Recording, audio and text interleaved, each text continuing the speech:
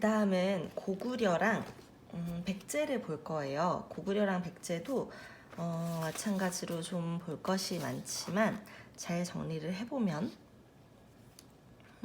고구려는 중요하니 자리를 좀 띄어서 고구려가 어떻게 될지 모르니 백제는 나중에 쓰도록 하겠습니다. 우리가 미술사를 할 때 가장 많이 얘기를 하는 것 중에 하나는 영향 관계예요. 우리는 당연히 어떻게 되냐면 기본적인 관계가 우리는 중국의 영향을 좀 많이 받아. 중국의 영향을 좀 많이 받고 일본의 영향을 굉장히 많이 줍니다. 그래서 당연히 우리도 뭐 중국의 영향을 주기도 하고 일본의 영향을 조금 받기도 하지만 약간 이런 관계가 기본적으로 좀 있다는 거를 기억을 하시면 이해하기가 더 편할 것 같아요. 예를 들어서 어떤 것들이 있냐면 삼국시대부터 빼놓을 수 없는 것이 있어요. 여기다 써놓고 시작을 해야지. 삼국시대.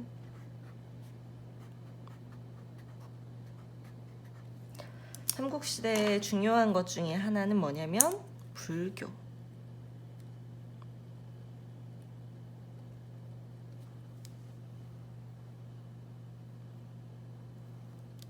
이 불교를 수용했다는 것인데 이 불교가 어디서 들어왔냐면 중국에서부터 들어옵니다. 그래서 이 관계를 같이 보는 게 굉장히 중요해요. 불교 수용.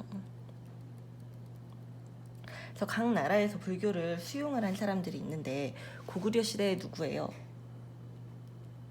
한국사 했으면은 대답이 나왔겠지 지금. 고구려 때 소수림왕이 고구려의 불교를 수용을 합니다. 그래서 불상이나 이런 것에 굉장히 영향을 줬어요. 근데 우리는 그보다 먼저 회화를 볼게요.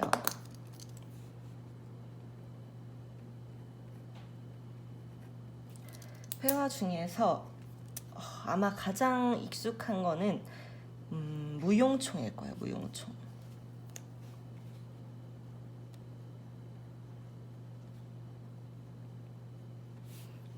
무용총의 수렵도. 이거는 우리 한국 회화 그리고 한국적인 걸 보여주고 싶다 할 때 굉장히 많이 사용되는 이미지니까 수렵도 그리고 무용도.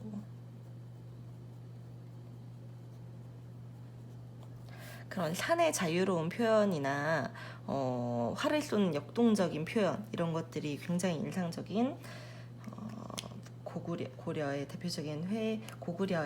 대표적인 회화라고 할 수 있죠. 그렇지만 이것 외에도 우리가 자주 본 적은 없어도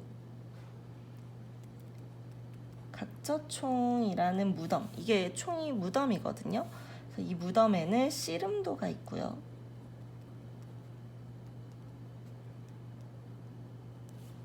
사신총은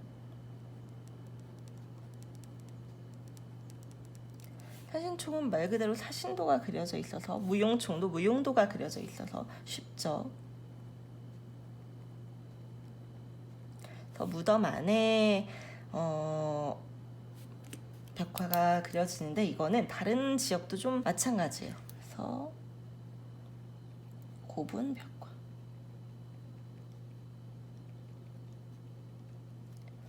벽화의 형태로 많이 등장을 합니다.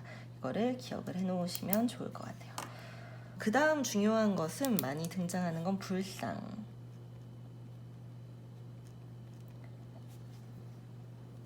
아까 얘기를 했던 것처럼 중국의 영향을 받아서 많이 만들어지고 일본의 영향을 많이 줘요. 특히 소수리망 때 이때 호국을 강조하면서 나라를 지키기 위해서 호국 불교로서 불교가 들어와서 응성을 하는데 여기에 이제 선생님이 좋아하는 불상이 처음으로 등장을 합니다. 어떤 거냐면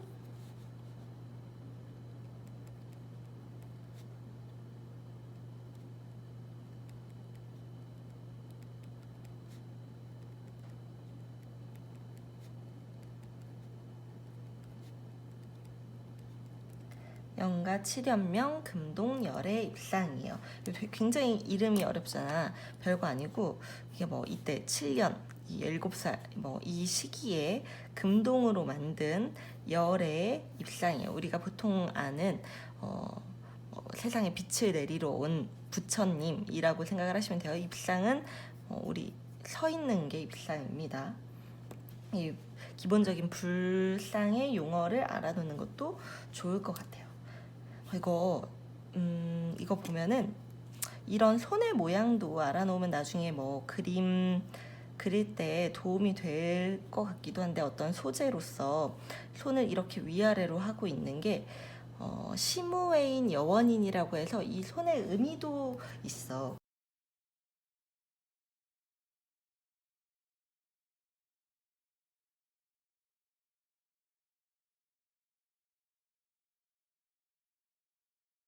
그 다음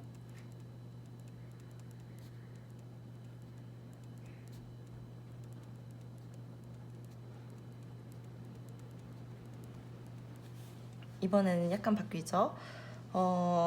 금동 미륵이에요. 미륵. 반가사유라는 거는 이렇게 사유하고 있는 모습 있죠. 생각하는 사람처럼 사유하고 있는 모습을 형상화했다고 해서 반가사유상입니다. 그래서 이 불상에 나오는 요소나 이 이미지도 잘 봐두면 도움이 되니까 한번 봐두면 좋을 것 같습니다. 그리고 마지막으로 공예 맛새김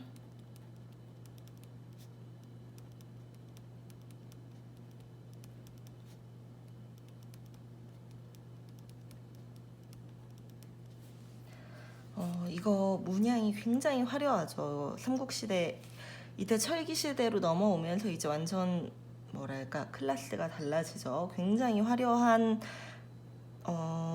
공예품들이 나오는데, 이게 이 시대에 어떻게 이렇게 섬세하게 만드는 조형이 가능했을까 싶을 정도로 조형적으로도 그리고 기술적으로도 굉장히 뛰어난 공예품들이 나오기 시작을 합니다. 그리고 기와도 한번 보면 좋은데, 우리가 기와는 다 같은 기와라고 생각을 하는데 고구려 시대의 기와는 이렇게 뭔가 Y자형 모양의 점이 올려져 있어요. Y자형, Y자형, Y자형. 물론 이 시대에도 또 기와가 다시 몇 번을 바뀌어서 꼭 이런 모양만은 아니지만, 인동문, 지금 이 Y자형 이런 걸 얘기를 하는 건데, 이런 무늬가 들어가는 기와가 많이 나온 게 바로 고구려 시대입니다. 이렇게 본 고구려 시대의 특징도 마지막으로 한번 정리를 해보면 굉장히 역동적이고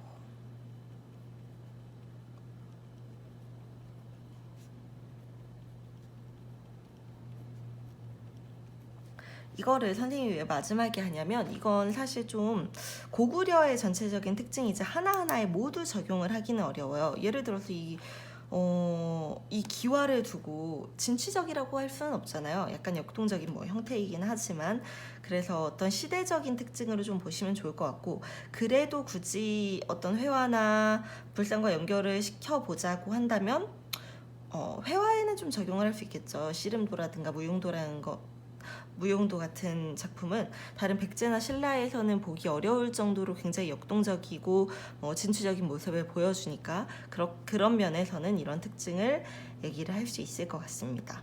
그럼 쉬었다가 백제 미주를 알아보러 올게요.